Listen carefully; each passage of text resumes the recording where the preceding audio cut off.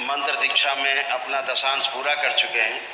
दशांश का अर्थ, जैसे आपको माला मिली है, अभी आपको माला मिलेगा, ये ग्रंथ वो मंत्र मिलेगा।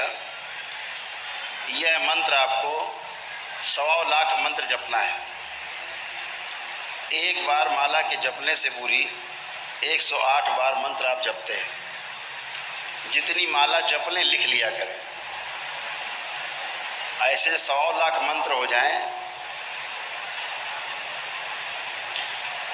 तो फिर इसका दशांश करना होता है। वह दशांश आपकी शक्ति है, संचय की गई शक्ति है। दरबार से अगियारी लेकर के, वैसे तो हवन करके, हवन करने पर हवन करते हैं, उसके समय हवन करते समय दशांश का जप होता है, यानी 12,500 जप दशांश। 12,500 मंत्र का जप करेंगे तो दशांश पूरा हो जाएगा 1.25 लाख के बाद। तो 12,500 जब किए तो वो अब उसकी जगह दरबार ने क्या किया, अगियारी बना दी, छोटी सी अग्नि देते हैं। वो घंटे, 1.25 घंटे, 1.5 घंटे जलती रहती है। आपको कोई आहुति नहीं देती, बिल्कुल हवन शुरू हो जाता। हवन समझो उससे बहुत दिव्य है। जिस घर में जलती है उस घर में आनंद ही आनंद होता है। सब गंदगी छू मंतर हो जाती, गायब हो जाती।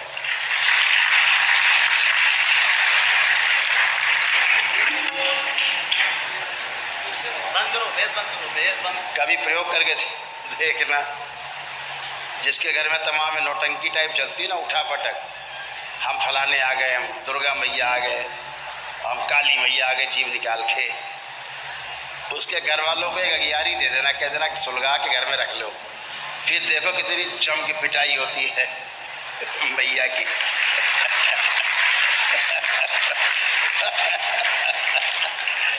शुद्धिकरण हो जाएगा तो वो अगियारी आप जला करके और माला अपने जपते जाते हो, वो समझो हवन चल रहा है।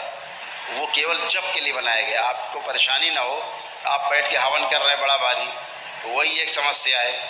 जब कहाँ से करोगे, कौन घी डाले उसमें, कौन आहुति डाले। तो अपना अगियारी है, सुलगाई, रख दी, चल रही है और जप चालू। तो दशांश में जप कर सकते हैं। जो लोग सक्षम हो, मंत्र जाप करते समय अपना अगियारी जला सकते हैं और ही पवित्रता से, बहुत ही पावरफुल तरीके से आपकी जो है मंत्र शक्ति एकत्रित होती है। तो जैसे भी चाहे कर सकते हैं, बहुत सुविधाजनक है, बहुत सरल है।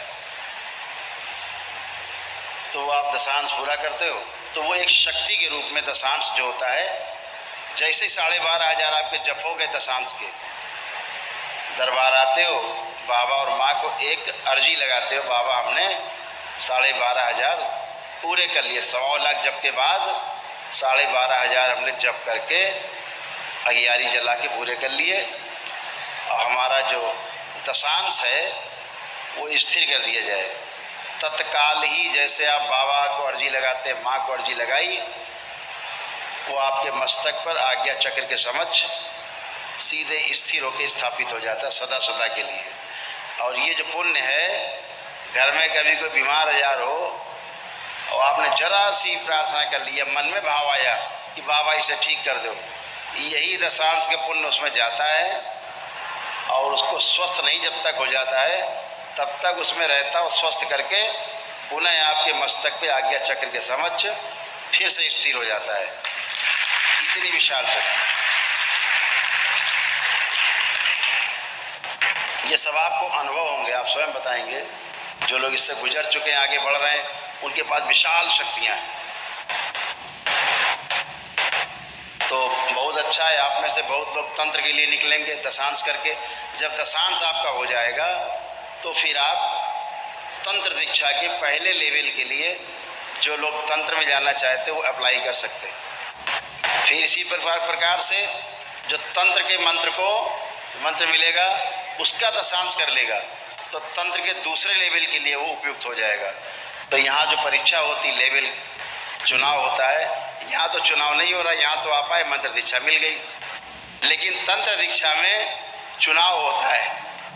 500 लोग आते हैं तो 300 चुने जाएं, 350 चुने जाएं, 150-200 लोग रिजेक्ट हो जाते हैं। तो फिर से दशांश करते हैं, फिर प्रयास करते हैं। बड़े बड़े बहादुर लोग भी मानते ही नहीं, कहते हम नहीं मानते, हम दोबारा करेंगे। फिर दशांश करते हैं, फिर भाग लेते हैं, चुनी लिए जाते हैं। जब जिद करते हैं तो भाव बन जाते हैं।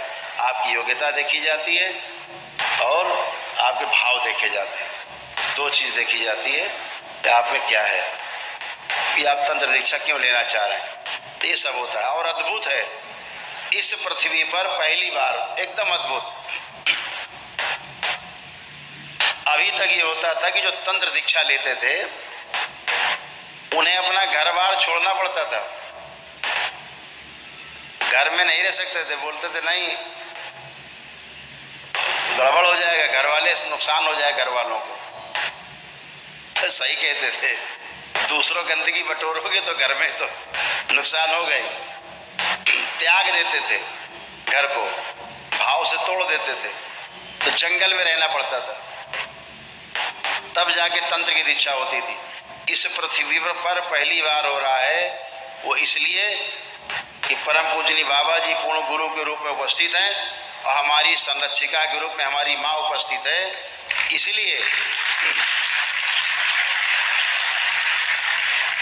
ये पहली बार हो रहा है कि गृहस्थ व्यक्ति भी तंत्र की दीक्षा ले रहे हैं और घर में रह रहे हैं, अपने स्वयं स्वस्थ है और परिवार को स्वस्थ करके रखा हुआ है।